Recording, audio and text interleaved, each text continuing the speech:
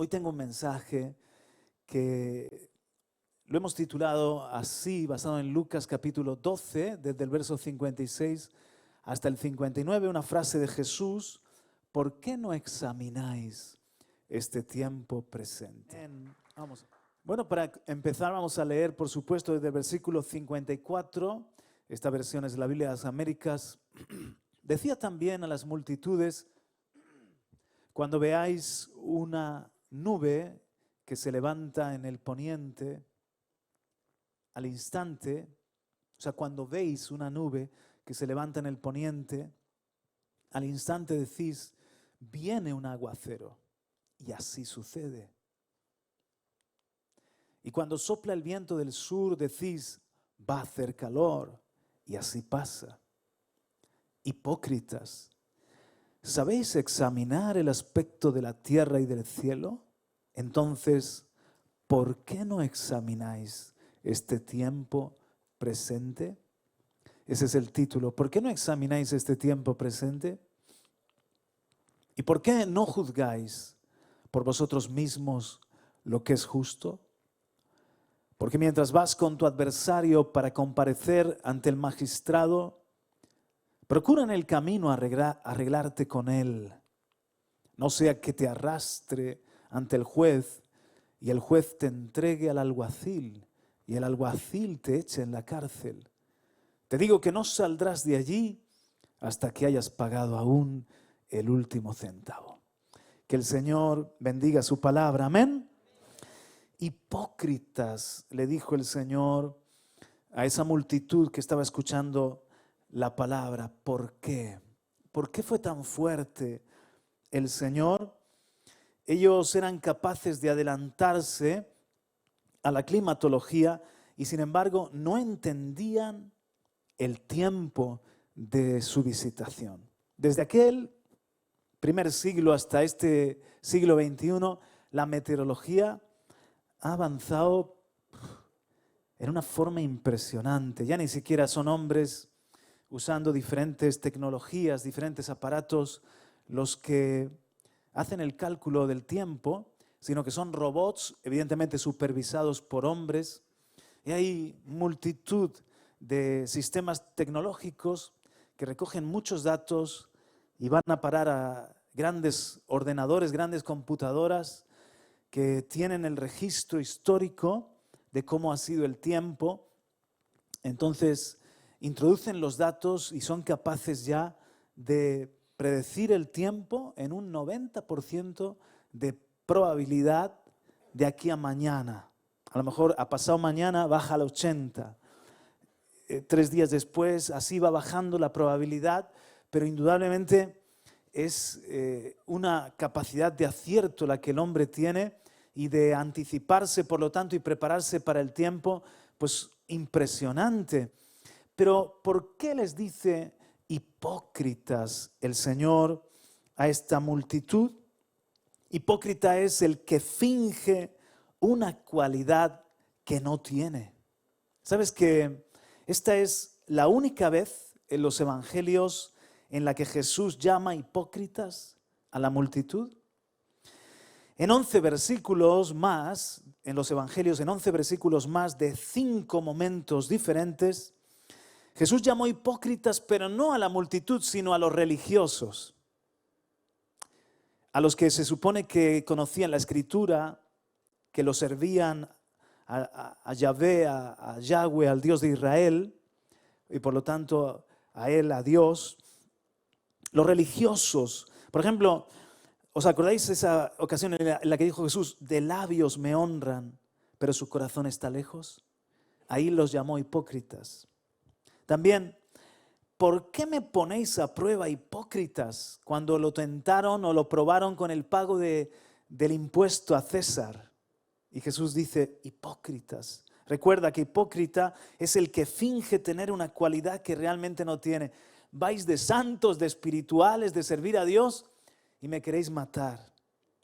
En otra ocasión: ay de vosotros, escribas y fariseos, hipócritas. Esto está en Mateo 23, los ayes contra los escribas y fariseos.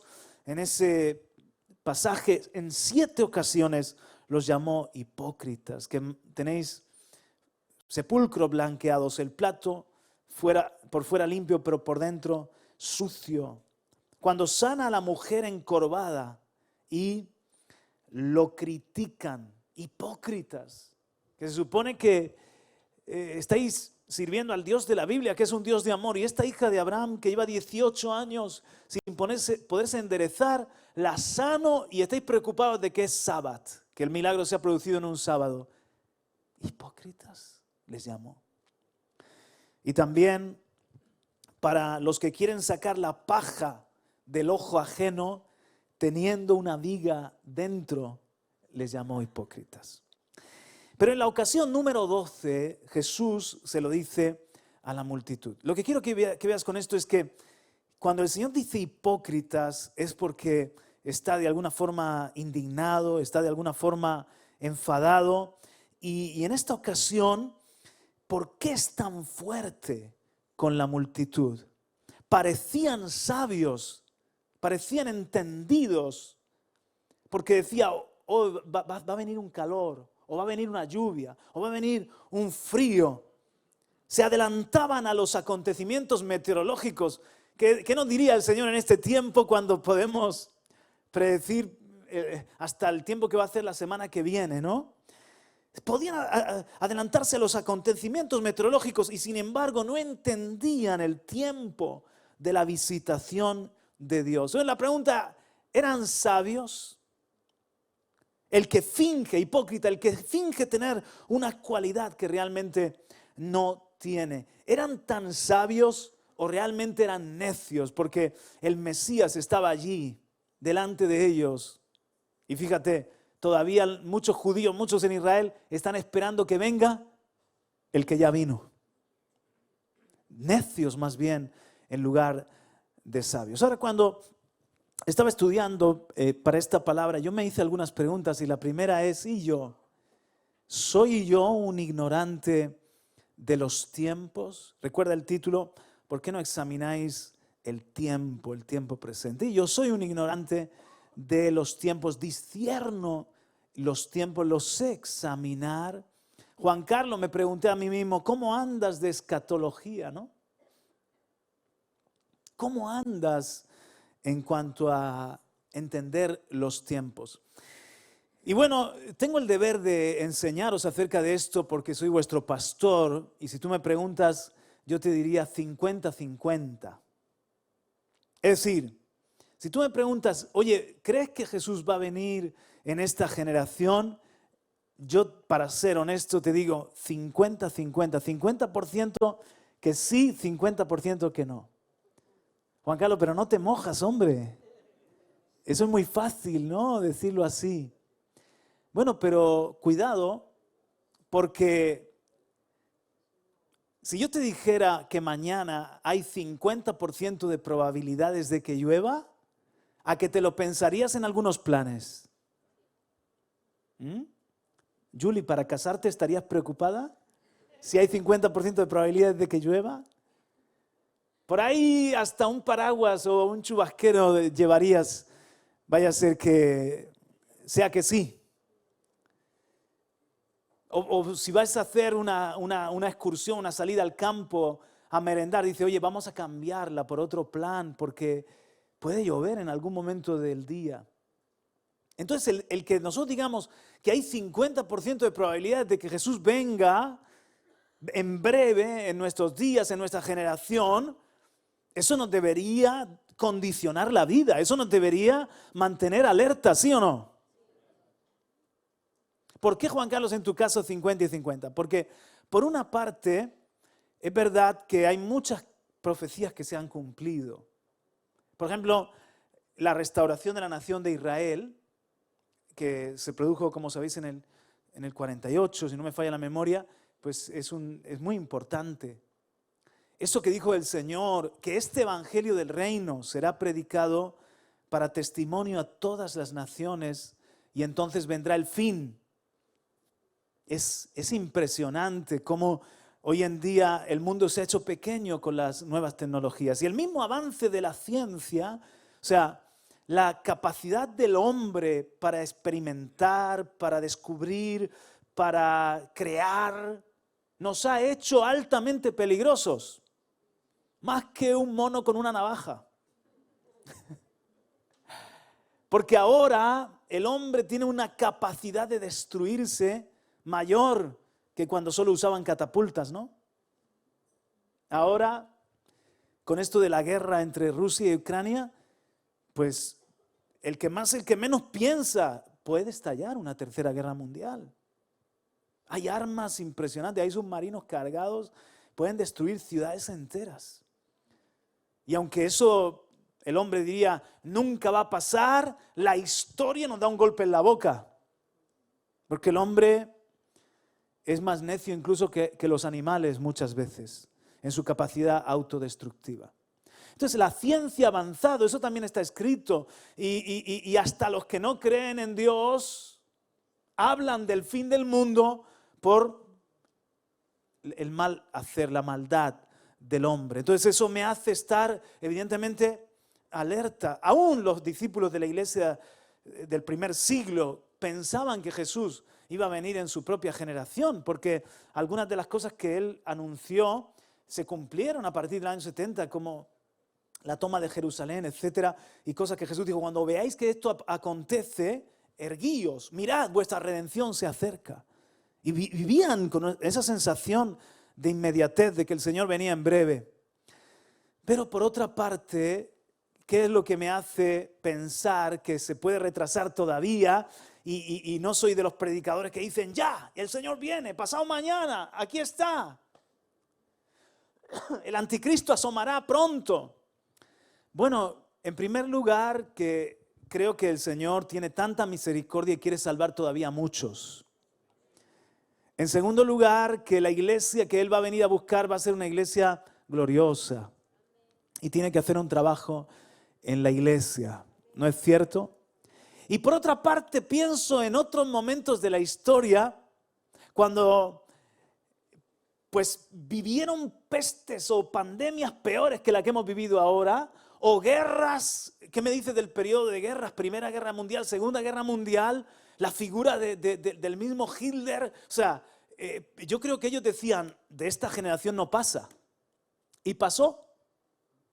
Y aquí estamos nosotros unos cuantos años, unas décadas después. Entonces es probable que nosotros veamos muchas cosas y el Señor todavía retarde por misericordia su regreso.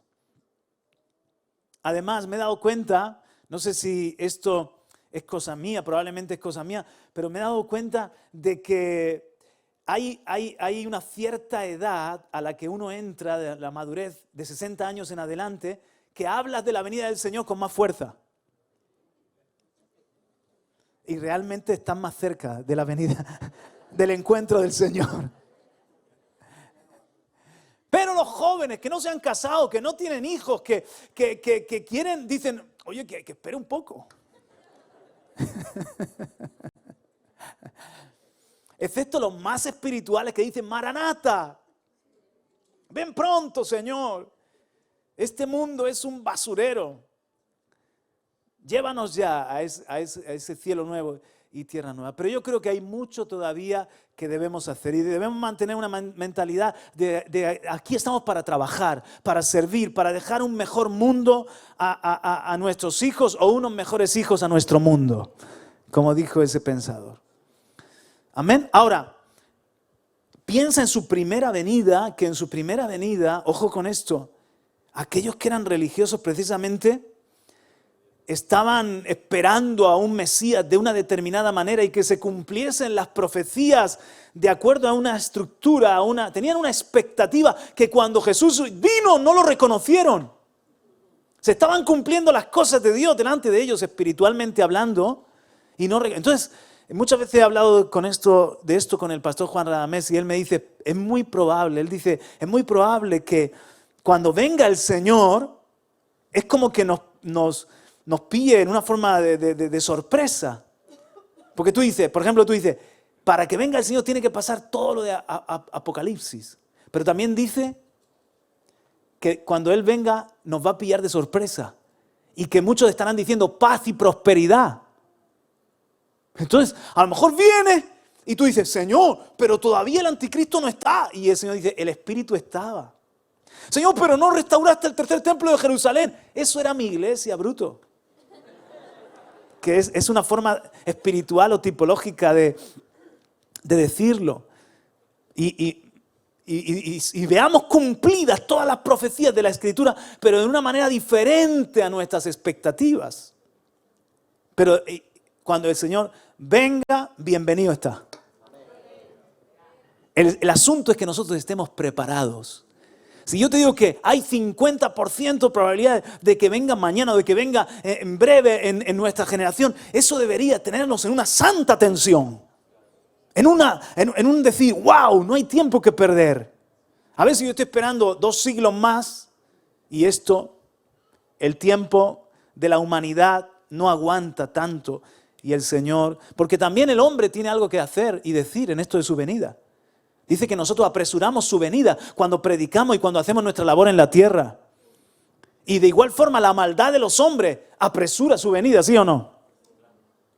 Como los antidiluvianos que entraron en tal extremo de maldad, de perversión, que el juicio de Dios lo desencadenaron sobre sí mismos. Entonces también la maldad del hombre hace que se acerque más la destrucción, el fin o la venida del Señor. Pero nosotros no tenemos miedo, porque nos ha dejado Apocalipsis, y nos ha dejado Daniel, y nos ha dejado Ezequiel, y nos ha dejado sus propias palabras proféticas. O sea, el final de esta historia es que hay victoria. O sea, el final de todo es que hay moradas preparadas para nosotros y reinaremos con Él. Y que el malo acabará, Satanás y sus demonios, vencido y destruido. Den un aplauso más fuerte al Señor por eso, aleluya.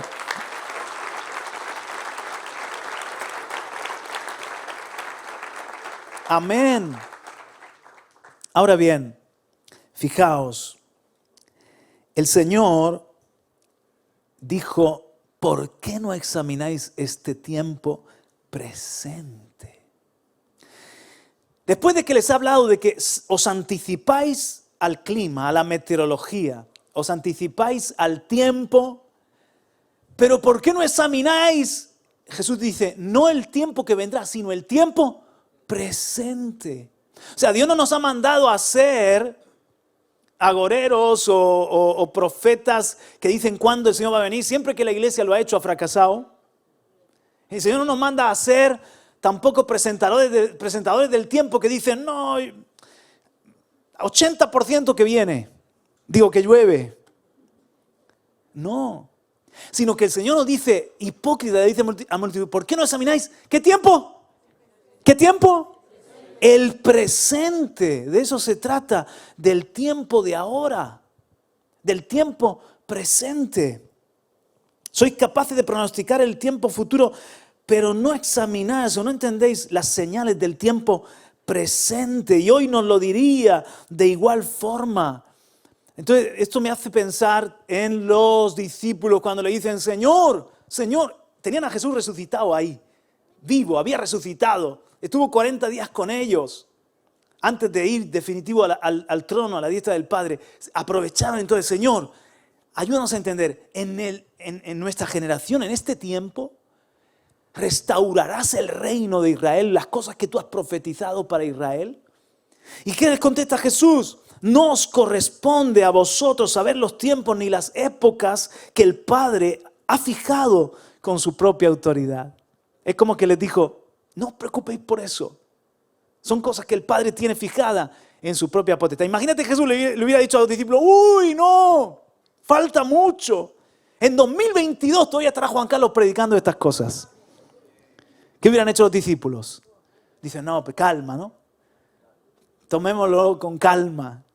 Y no les hace bien. ¿Por qué? Porque no hay tiempo que perder para la salvación de los perdidos. No hay tiempo que perder para servir a Dios. No hay tiempo que perder para hacer la obra que el Señor nos ha mandado a hacer en este mundo, en este tiempo. Es bueno que estemos con ese sentido de un reloj que va marcha atrás. De alguna forma, en una cuenta atrás. ¿Pero qué le dice Jesús? Preocupaos de lo que os toca hacer en el presente, no en el futuro, de lo que os toca hacer ahora. Hechos 1:8, recibiréis poder ahora. ¿Cuándo? Ahora. Cuando venga sobre vosotros el Espíritu Santo, recibiréis poder y me seréis testigos. ¿De qué os sirve que yo diga cuándo se va a restaurar o el Padre os revele cuándo se va a restaurar el reino de Israel? Si hay mucho trabajo, lo que necesitáis es poder del Espíritu Santo para que me seáis testigos en Jerusalén, Judea, Samaria y hasta lo último de la tierra. Eso es lo que necesitamos nosotros también. Amén. Entonces la instrucción, Jesús les da la instrucción y les dice, mirad, ¿qué es lo que tenéis que hacer vosotros? Hechos 1:4. Reuniéndoles les mandó que no salieran de Jerusalén, sino que esperaran la promesa del Padre. Hechos 1:13. Subieron al aposento alto, esperaron. Dice, la cual le dijo, oísteis de mí la promesa del Padre que Juan bautizó con agua, pero vosotros seréis bautizados con el Espíritu Santo dentro de pocos días.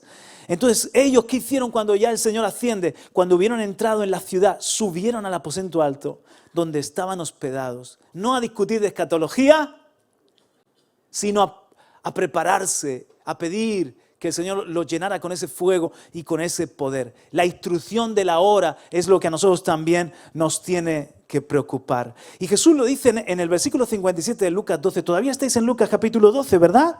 Versículo 57. ¿Y por qué no juzgáis por vosotros mismos lo que es justo? La palabra allí justo es dikaios, correcto, justicia, la voluntad de Dios para nosotros. Es la misma palabra que cuando Jesús fue a bautizarse, le dice Juan, Señor, ¿tú vienes a que yo te bautice? No, tú debes bautizarme a mí. Y le dice Jesús, no, Juan, es necesario que cumplamos toda justicia. Viene de ahí la palabra, la justicia es la voluntad de Dios. Yo sé que es la voluntad de Dios y lo debemos hacer, lo debes hacer tú y lo debo hacer yo. Entonces, ¿qué es lo que el Señor quiere? Que nosotros, dice aquí Jesús, ¿por qué no examináis? Juzgáis por vosotros mismos lo que es justo. Busca la voluntad de Dios, busca la justicia de Dios, la instrucción del presente, lo que el Señor quiere que hagas ahora, en este tiempo, con tu vida y con tu familia. Se lo dijo a la multitud. Estáis pendientes del tiempo, el clima que va a hacer. ¿Por qué no examináis el tiempo presente y buscáis lo que es la justicia, la voluntad de Dios? Y se lo puso muy fácil porque a continuación dice, reconcíliate con tu adversario. Si vas de camino a un juez y vas a pagar por tus faltas, tus fechorías, cuando todavía tienes oportunidad y estás de camino, reconcíliate con tu adversario. Todavía tienes tiempo, pues hazlo. Pues Jesús le está diciendo a la multitud, es el tiempo de que os arrepintáis de vuestros pecados y creáis en el Hijo del Hombre.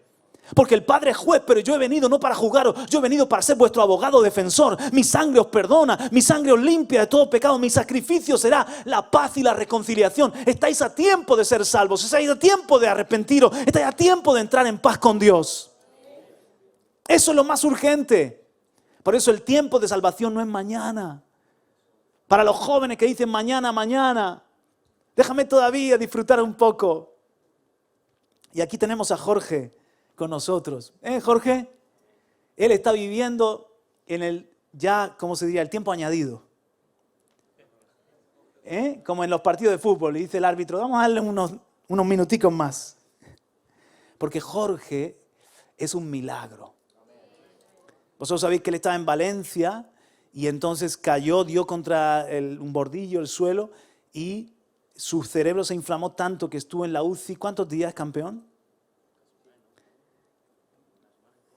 Una semana en coma y en la UCI como varias semanas, ¿verdad?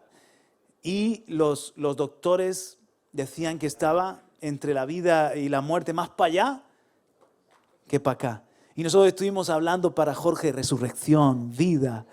Dale una oportunidad, porque él estaba lejos y hoy está aquí en primera fila. No es mañana, es hoy el tiempo. Amén. Misericordia ha tenido Dios. Hemos orado por él y aquí está. Gloria a Dios. Qué alegría. Pero esto, a todos los jóvenes, todos me han dicho, yo no quiero que me pase como a Jorge. Claro. ¿Por qué esperar para mañana? Yo les cuento a los jóvenes esa historia de la muchacha que lo posponía al entregarse a Cristo. Y su maestra de escuela dominical tenía tanta carga por ella y oraba. ¿Os acordáis de esa historia? Y entonces, el día de su cumpleaños aprovechó, cumplía 16. Y la profesora le regaló un ramo de flores, todas podridas, malolientes, feas, mustias. Y cuando el padre dice, hija, alguien te ha mandado, estaba cerrada la caja, alguien te ha mandado un ramo de flores, y lo abren, ¡ah! Y se ven esas flores feas y que huelen mal y parecía brujería eso, en vez de un regalo bueno en su cumpleaños. Y la niña dijo, tíralo a la basura, papá, ¿qué es esto? Horas después vino la profesora, se tomó con ella a un té y entonces se sentaron y le pregunta a la profesora, oye, porque era anónimo, el paquete había llegado anónimo, no sabían quién era, quién había gastado esa broma de mal gusto. Oye, ¿te han regalado a alguien? Le dice la pícara a la profesora, ¿te ha regalado a alguien algo? Y dice la muchacha, no, bueno, me ha regalado a alguien, no sé quién habrá sido, que querrá de alguna forma reírse de mí o hacérmelo pasar mal, me han regalado unas flores tan feas, olían mal, las hemos tenido que tirar a la basura. Y le dice la profesora, he sido yo. ¿Usted por qué? Porque eso es lo que tú quieres hacer con Dios. En vez de darle tu vida ahora que está bella, que está floreciente, que está hermosa, que eres joven, le quieres dar tu vida cuando ya hayas vivido, ya estés pisada por el pecado, ya estés deteriorada, ya hayas cometido muchos errores. Tú quieres darle a Dios un mal regalo. Dale tu vida ahora que estás como una flor bella. Y le cayó la ficha a la joven y le entregó su vida a Cristo. Entonces, por favor, no lo dejes para mañana. El tiempo es ahora. Es tiempo hoy, aunque tengas 11, 12 años. Los menores están en la escuela dominical, pero de ahí para adelante, ¿verdad? ¿De qué es tiempo? Pregúntale al que está a tu lado, ¿de qué es tiempo? Que no nos diga el Señor hipócritas a nosotros. El Señor me contestaba a mí, es tiempo de avivar, es tiempo de vida, de resucitar. Es tiempo de resucitar, Juan Carlos. Es tiempo de avivamiento para mi iglesia. Avivar, que la vida vuelva, de despertar. Porque en la Biblia el morir es como dormir. Es tiempo de despertar. Es tiempo de resucitar. Es tiempo de resurrección, del poder de la resurrección en nosotros. De una iglesia viva, pujante, fuerte, valiente. Una iglesia despierta, una iglesia que vela, que ora. Una iglesia que trabaja, una iglesia que sirve, que tiene la vida de Dios, que está avivada en su fe. Alguien diga gloria a Dios. Alguien diga aleluya. ¿No es cierto? Amén. Se cuenta que un pastor que... Os puedo decir hasta el nombre, él se llamaba W. Alexander, un joven ministro, y salió del seminario y lo pusieron a pastorear su primera iglesia en un pueblito de Oklahoma, pero cuando llegó el joven le dieron la triste noticia de que esa iglesia estaba muerta.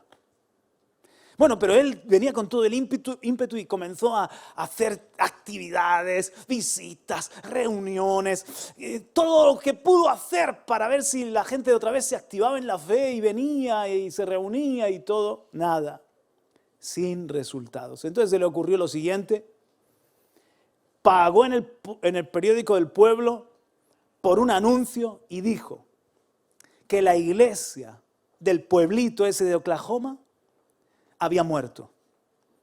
Y como había sido una ilustre señora, que en tiempos pasados había tenido buena reputación y había hecho el bien, era justo que si había muerto, se le celebrara un funeral. Por lo tanto, convocaba el domingo siguiente a todos los del pueblo para hacerle el solemne funeral de despedida a la iglesia fallecida, a la difunta. El tipo puso flores, un féretro bien bonito, con la parte de la mitad levantada, toda la gente sentada en los bancos, y el culto fue oficiar el funeral de la iglesia y hablar fue una buena señora, hizo el bien, debemos despedirla como conviene, qué pena que se murió, y toda la gente estaba así asombrada. Y él hizo todo según el manual, todo el funeral lo hizo según el protocolo. Y finalmente dijo, bueno, estoy seguro de que todos quieren ver a la señora. Así que ahora, mientras suena una musiquita en el órgano, pueden ir pasando y despedirse cada uno de ustedes de la querida iglesia muerta. Y el ingenioso ministro, ¿saben lo que hizo? Mira, fue pasando la gente. Entonces todos cuando pasaban, iban así en fila. Y cuando pasaban, miraban dentro del féretro del ataúd. Y ponían una cara de susto. Y seguían andando. Y entonces cada vez la gente estaba más nerviosa. ¿Qué habrá puesto dentro, no? Y miraban. Y seguían andando. Y el tipo había puesto un espejo. De manera que todo el que miraba adentro se veía a él mismo. Y seguía andando. Y le dio el mensaje claro, el que se ha muerto eres tú. Y tienes que resucitar tú. Y comenzó un avivamiento allí, en ese pueblo. De verdad. Despertaron. Dile al que está a tu lado, despierta en el nombre de Jesús. Aleluya. Cristo resucitó. Él vive. Cuando Él murió en esa cruz, con Él morí yo. Cuando Él resucitó, con Él resucitamos. Cuando Él murió en esa cruz, moría nuestro viejo hombre, nuestra vieja mujer, todo lo pecaminoso. Ya no es tiempo de vivir en pecado. Ya no es tiempo de vivir para nosotros ni para la carne. Esa vida ya, juntamente con Cristo, dijo Pablo, he muerto, he sido crucificado. Ahora ya no vivo yo, Cristo vive en mí. Ahora con Cristo he resucitado. Eso es lo que en el bautismo nosotros proclamamos. Ahora vivo en Él y para Él. Vivo en la vida nueva de resurrección, aleluya, para vivir en santidad, para la gloria de Dios, para dar fruto, para hacer lo bueno. Como dice aquí en 1 de Pedro, capítulo 4, versículo 1, para vivir el tiempo que le queda, eso se refiere a nosotros, dice, para vivir el tiempo que le queda en la carne, o sea, vivos biológicamente, no ya para las pasiones humanas, sino para la voluntad de Dios. ¿Para qué tenemos que vivir, hermanos? Para la voluntad de Dios. Verso 3. Porque el tiempo ya pasado os es suficiente para haber hecho lo que agrada a los gentiles. Ya fuiste suficiente machista. Ya fuiste suficiente borrachín. Ya fuiste suficiente envidiosa. Ya fuiste suficientemente mal pensado, mal pensada. Ya fuimos suficientemente un desastre, ¿sí o no? Y dice, ahora vivamos una vida nueva. Ya no andemos en sensualidad, lujurias, borracheras, orgías, embriagueces y abominables idolatrías. Es tiempo de despertar. Es tiempo de, ¿qué es tiempo? Yo le pregunté al Señor, bueno Señor, si tú nos traes esta palabra de revivir, es tiempo de avivar y de revivir. Entonces te pregunto yo a ti, Señor, de qué debe resucitar en nosotros. ¿Qué debe resucitar en mí? ¿Qué quieres despertar? Entonces, el Señor me lleva a las 3 resurrecciones de Jesús. Además de Jesús resucitar él mismo, antes de resucitar, evidentemente, Él hizo 3 resurrecciones en su ministerio. La primera resurrección fue la hija de Jairo, esa joven de 12 años. ¿Os acordáis? Y dice la palabra de Dios que retiraos, porque la niña no ha muerto, sino que está dormida.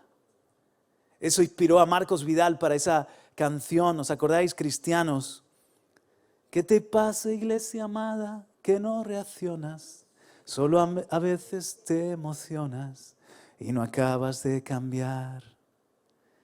Jesús se levantó de la muerte. ¿Y acaso a ti no habrá quien te despierte?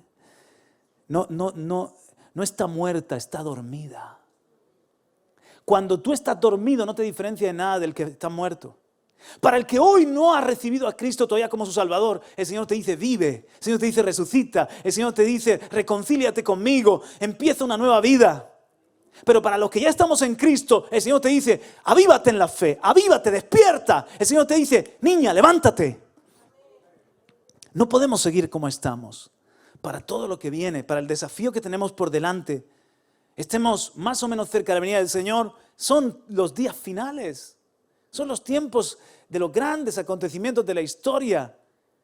Es el principio del fin o el fin del fin o el comienzo de dolores, no sé cómo lo quieras llamar, pero vienen cosas impresionantes. Aún nosotros, a ver, los que somos ya de unos años, hemos visto un cambio generacional, hemos visto unas cosas que han cambiado en poco tiempo, en una velocidad tan grande, incluso en nuestra vida como cristianos, del principio de cuando yo me convertí, cómo iba todo, cómo era la iglesia, cómo predicamos, a lo que ahora podemos hacer para predicar, a lo que ahora podemos hacer de misiones, para alcanzar a los perdidos, a lo que ahora estamos viviendo a nivel de pandemia, a nivel del mundo, que ya parece que el enemigo descaradamente, sabemos que hay unos poderes, unas élites que están maquinando por detrás, una maldad impresionante.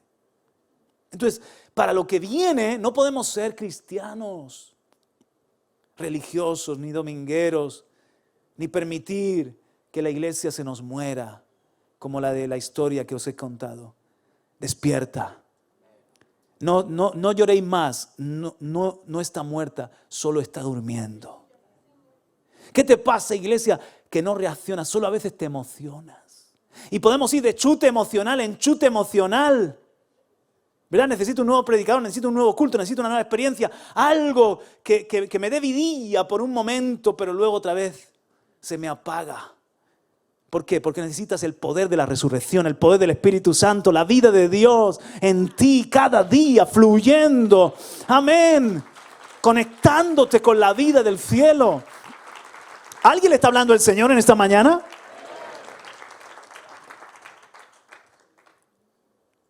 Entonces yo le pregunté al Señor, ¿qué tiene que resucitar en nosotros? Primero, la hija de Jairo, me llama la atención que cuando la levanta el Señor, dice, cuando llegó, echó fuera a la gente, entonces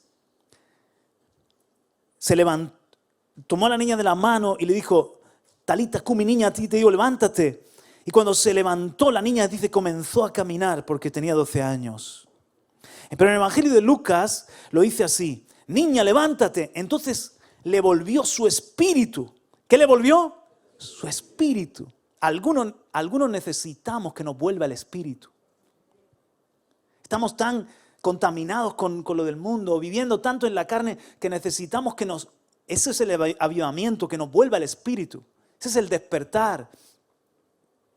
Cuando dice, mira, en la restauración, en los días de Esdras, de Nehemías, en los días de Ageo, de Zacarías, cuando restauran, dice que estaban en la tierra de su cautiverio, pero vino el Espíritu. Dice que el Señor despertó el Espíritu y se levantaron para ir a edificar, a restaurar. Pues son los días de la restauración de todas las cosas y necesitamos que nos vuelva el Espíritu para levantarnos.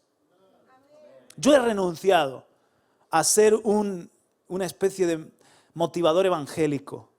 Estar aquí con pompones. Vamos, venga. Que hay gente que se le da bien, a mí no, francamente. Yo he renunciado a eso. Porque si tú quieres mover en el alma a los muertos espirituales, puedes juntar a mucha gente, pero no hay vida. No hay vida. A veces, yo digo, Dios mío, tenemos doble trabajo. Cuando nos juntamos, por ejemplo, en los cultos de los jóvenes, digo, tenemos doble trabajo. Primero los tenemos que resucitar. Y una vez resucitados, les tenemos que dar la palabra. Porque, ¿sabes cómo vienen los jóvenes? Vienen embotados, aturdidos. Podemos estar nosotros aquí celebrando y una presencia de Dios y están así.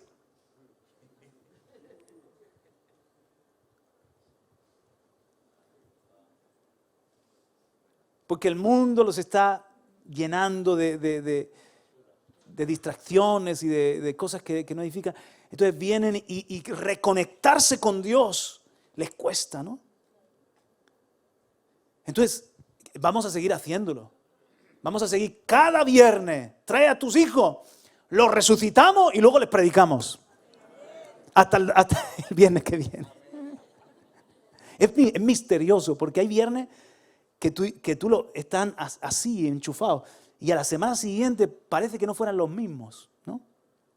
La fluctuación de la adolescencia, de la juventud. Pero ¿qué es lo que estamos esperando? Los padres, los pastores, los líderes y hasta la abuela. ¿Qué es lo que estamos esperando? Que les vuelva el espíritu. Que despierten, que se enamoren de Cristo, que tengan fe propia, que tengan raíces fuertes, que sean una generación poderosa que se levante. Porque si no, vamos de emoción en emoción. Necesitamos de chute en chute.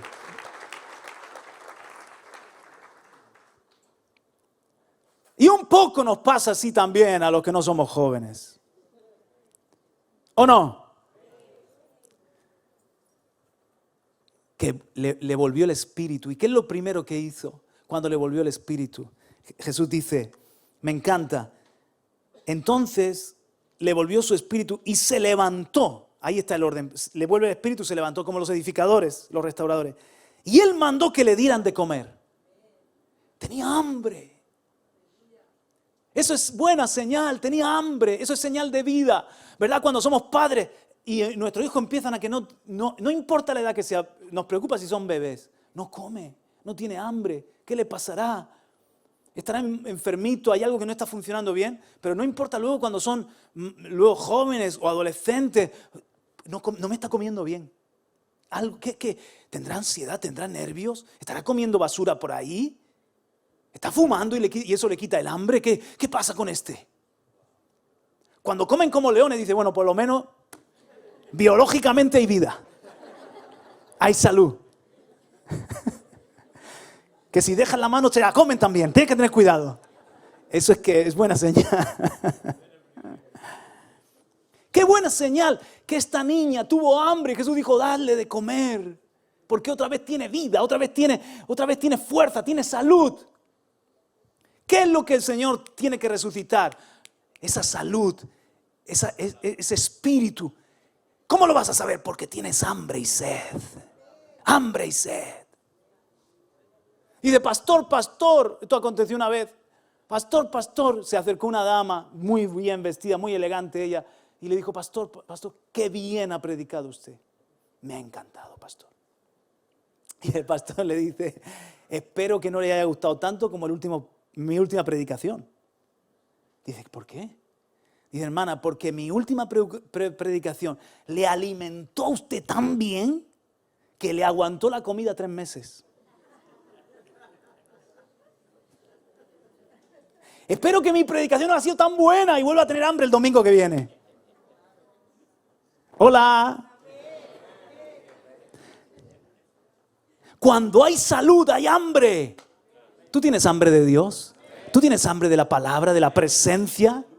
Si no, es que algo tiene que revivir, algo tiene que resucitar, algo tiene que despertar el Espíritu Santo en ti. Con esto tiene mucho que ver la santidad. Cuando empiezas, escuchadme esto, cuando empiezas a darle cabida al pecado y a inmoralidad o a basura, se te cierra el estómago. Poco a poco te vas a dar cuenta de que lo de Dios no te entra o no te apetece. Y todo lo contrario, cuando estás en paz con el Señor, caminando con Jesús, tu vida espiritual se fortalece, estás saludable, cada vez tienes más hambre. Hoy yo no me pierdo lo que el Señor va a hacer el próximo domingo o el próximo jueves. Yo no me pierdo esa reunión que va a haber de matrimonio. Yo quiero más del Señor y le busco en la palabra. ¿Qué me hablará hoy Dios en la palabra? Y le busco en mi cuarto. ¡Wow! Porque da gusto comer con hambre. ¿A que sí? Hemos pasado mal con el COVID por 2 razones. Uno, porque a muchos se nos fue el apetito. A otros ni con esas. Lo segundo, porque hacían la comida o sosa o salá. Mi mujer, al estar así, nos pasó ayer mismo, al estar así como está constipada y todo, estaba yo allí comiendo y diciendo, Señor, agua, Dios mío. Y ella diciendo, qué rico está, que está bueno. Y yo, se había caído el tarro de sal, se había caído allí. Ay, ay, ay. Di conmigo, hambre y sed del Dios vivo. Eso es es señal de vida, de salud. Amén. ¿Qué más tiene que resucitar? Os cuento, Lucas 7, 11 al 15, dice: aconteció poco después que Jesús fue a una ciudad llamada Naín, y sus discípulos iban con él acompañados por una gran multitud. Y cuando se acercaba a la puerta de la ciudad, y aquí sacaban fuera a un muerto, hijo único de su madre. Y ella era viuda, y un grupo numeroso de la ciudad estaba con ella. Al verla, el Señor tuvo compasión de ella y le dijo: no llores. Y acercándose tocó el féretro. Y los que lo llevaban se detuvieron, y Jesús dijo: joven, a ti te digo, levántate. Porque era una viuda, no tenía más hijos. Y Jesús tuvo compasión, vio a esa madre cómo lloraba. ¿Qué más tiene el Señor que despertar, que resucitar? La compasión. Anótalo, la compasión. La compasión es poderosa. La compasión es impresionante. Cómo Dios nos usa cuando tenemos compasión. Cuando vives en una forma egoísta, cuando vives ensimismado, ensimismada, cuando vives en una especie de embotamiento espiritual, ni cuenta te das de que alguien está triste o de que alguien necesita un abrazo o de que alguien está llorando, está sufriendo. Pero cuando tú estás con la vida de Dios, cuando tú le dices al Señor: ya no quiero vivir yo, sino tú en mí, la compasión de Jesús fluye. La compasión es poderosa, hasta para el tráfico. Cuando alguien te pita: Señor, ten compasión. Estás nervioso porque no te tiene todavía. Para ese médico que te quiere despachar en un momento. Y te van a decir: pero si yo estoy tantos años pagando a Seguridad Social, atiéndame bien, hombre, mándeme esa ecografía. ¿A que sí? Dan ganas de decirle eso. ¿Qué tengo que hacer yo para que me manden una radiografía? Pero entonces fluye la compasión. Y lo miras, ¿no? Con compasión. Y cada uno ya hace lo que tenga que hacer.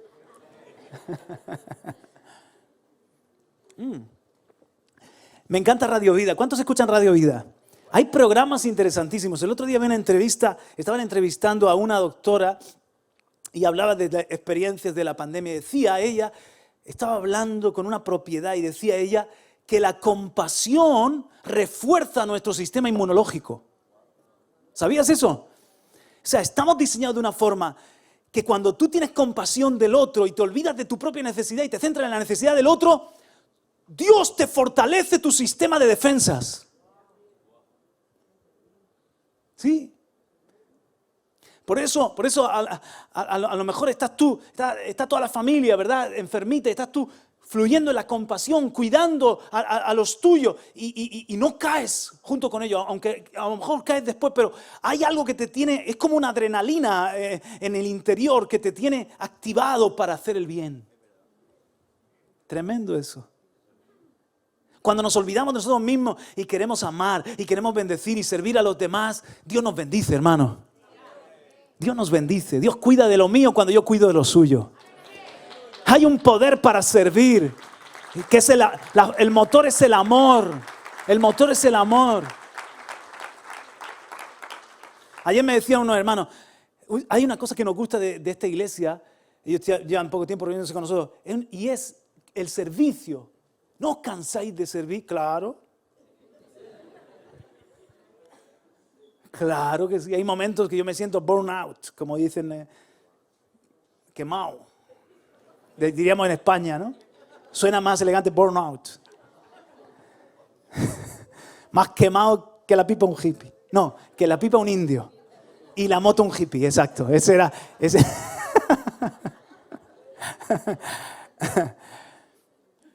Pero hay algo que me da fuerza y es el amor. Me meto con Dios y Él me renueva el amor por la gente, el amor por la obra, el amor por los perdidos, el amor por su reino. Y otra vez tengo ganas de servir. Y si quieres que te diga una cosa, si no vives para servir, no sirves para vivir. ¿Para qué estás tú aquí? Para servir. ¿Con qué? Con compasión. A lo mejor, mira, el otro día venía un repartidor de Aquaservice. Pum, pum, iba a repartir la botella. La verdad que el tío estaba cacha, un joven así cachas. Me dio envidia ahí de cómo bajaba la botella. Porque... Y entonces la agarro yo. Son 20 litros, ¿no? Pero le digo, ponte faja, porque tenéis que mover muchos kilos y luego salen las lesiones. Y yo me interesé hace un poco por él y me dice, no, estoy fuerte, yo termino, me voy al gimnasio y no necesito, tengo un sistema muscular que no necesito faja. Digo, ay, dichoso tú.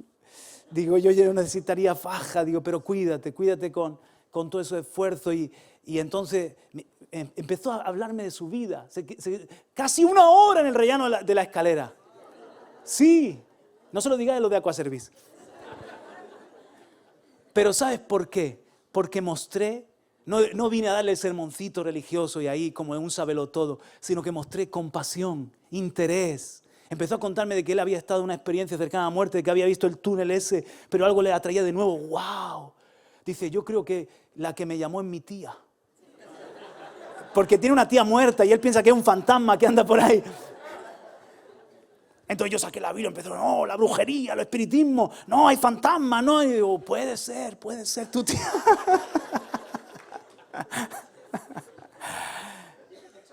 O sea, no podemos ir de superiores así, sino de maestrillo dándoles con el librillo, sino que, wow, muestra interés.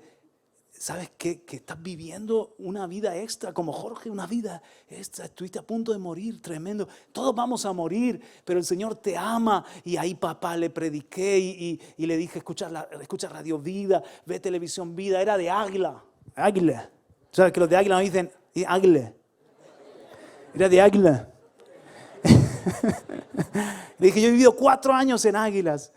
Digo, tenemos allí iglesia. Bueno, fue un tiempo hermoso, pero todo fluyó por la compasión.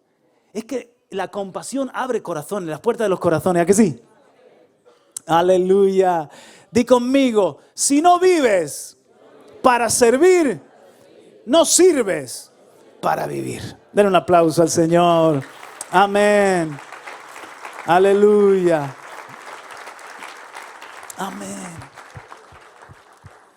El último es Lázaro. Juan capítulo 12, versículo 1. Entonces Jesús, 6 días antes de la Pascua, vino a Betania, donde estaba Lázaro, al que Jesús había resucitado de entre los muertos. Y le hicieron una cena allí. Y Marta servía, pero Lázaro era uno de los que estaban a la mesa con él. Entonces María, tomando una libra de perfume de nardo puro que costaba mucho, ungió los pies de Jesús y se los secó con los cabellos y la casa se llenó con la fragancia del perfume. Juan 12, justo después de la resurrección es Juan capítulo 11, vemos que Jesús tenía una casa de amigos. ¿Qué quiere resucitar también el Señor?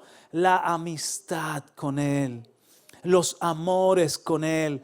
Lázaro estaba a la mesa, María derramando el perfume, Marta sirviendo la mesa. El Señor quiere también avivar, despertar nuestra comunión. Es tiempo de buscar a Dios, aleluya. Es tiempo de primavera espiritual, es tiempo de amores con el Señor. El Señor te llama a su mesa, el Señor te llama al cara a cara, a estar con Él, aleluya. A la intimidad, de eso nos habló el Señor también mucho en este año, la intimidad. En una ocasión, al querido Billy Graham, cuando era recién convertido, un pastor anciano le dijo, hijo, si haces estas 3 cosas a diario, serás un cristiano victorioso. Pasa 15 minutos cada día leyendo la palabra de Dios. Deja que Dios te hable en tu oración 15 minutos más. Y empieza el día con el decidido propósito de hablar por lo menos 15 minutos a alguien acerca de Dios. Estos 3 consejos los tomó el joven Billy Graham y vaya que le cundió. De esa amistad con Jesús, cuánto fruto, cuántas vidas ganó Billy Graham. Mis hermanos, el Señor quiere reavivar, despertar, resucitar algo, y es también nuestra primavera, nuestros amores, nuestra intimidad con Él. Es el tiempo de reconciliarte con Dios. Quiero pedir al grupo de alabanza que venga aquí conmigo para en este tiempo orar juntos, pero antes no puedo cerrar este mensaje sin llevarte a esa parte donde Jesús dice a la multitud, ¿qué les dijo? Si todavía estás con el adversario en el camino para comparecer ante el magistrado, procura arreglarte con él. Y la palabra es ser absuelto, en el original griego, ser absuelto. Es tiempo de que te reconcilies con Dios. Es tiempo de que hay un perdón. Jesús ya tomó tu lugar y pagó el precio.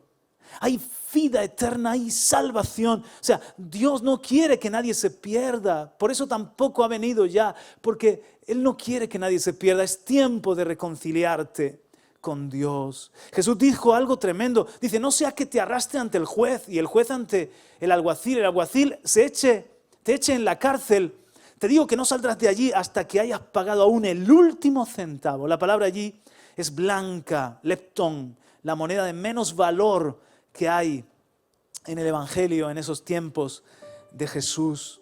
¿Qué quiere decir con eso? Que Dios es amor, pero es justicia, que Dios no va a poder tener por inocente al culpable, que si no te reconcilias con Él creyendo en Jesús y pidiéndole perdón por tus pecados, tendrás que pagar.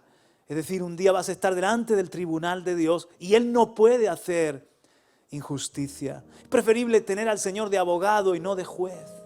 Es preferible reconciliarte con Él ahora que estás con vida, porque todo hombre está escrito que ha de morir y después de la muerte comparecer ante el juicio de Dios. Pues antes de ese momento reconcíliate. Hay un abrazo que Dios espera que tú le puedas dar en este día de paz, de reconciliación, porque Él te ama, porque tus pecados ya fueron pagados. Él quiere absolverte, Él quiere perdonarte, pero no negándose a sí mismo, porque Cristo pagó ya nuestra deuda. ¿Qué tal si inclinamos nuestros ojos, nuestro rostro, cerramos nuestros ojos? Señor, gracias por tu palabra. Yo sé que has hablado a nuestro corazón. Yo te pido que tu palabra sea tan poderosa como cuando tú dijiste a Lázaro, Lázaro, ven fuera. Y Lázaro resucitó. Como cuando tú le dijiste a aquel niño, levántate, al que estaba el hijo de la viuda de Naín, y resucitó. Talita Kumi, niña, a ti te digo, levántate. Que tu palabra en este día traiga resurrección, traiga vida. Gracias por cada persona que hoy, Señor, ha sentido algo que se movía en su corazón, en su interior. La fe se está levantando y despertando. Toma hoy esta decisión de recibir a Jesucristo en tu vida, en tu hogar. Nosotros te queremos ayudar a que le des ese abrazo al Padre que te ama. ¿Cómo? Con una oración. Vamos a ponernos en pie y juntos ayudamos. Este es un momento muy, muy solemne. Pon tu mano en el corazón. España ha tenido catolicismo, ha tenido religión. Hoy en día mucho agnosticismo, una mentalidad muy secular, pero todos nuestros problemas parten de la base de que necesitamos al que nos creó. Necesitamos a Dios, cada uno de nosotros, resucitar en el Espíritu, despertar en la fe. Amén. Haz esta oración con nosotros. Padre y Dios del cielo, vamos, Padre y Dios del cielo. Hoy reconozco que soy pecador, pero vengo a ti con arrepentimiento. Gracias por amarme tanto, por abrir tus brazos. En la cruz Jesús abrió los brazos y tú sigues con los brazos abiertos. Hoy corro a tu encuentro. Perdóname. Hoy creo en Jesús como mi abogado defensor, mi Salvador. Y también te doy el trono de mi corazón para que Él sea mi Señor. De hoy en adelante, yo quiero servirte y amarte. Espíritu Santo, lléname de tu vida. Restáurame. Haz de mí la persona que quieres que sea. Y escribe mi nombre en el libro de la vida, que es el libro de tu familia. Señor, gracias, porque como tú resucitaste y vives, yo también viviré contigo para siempre. Amén. Aleluya. Amén.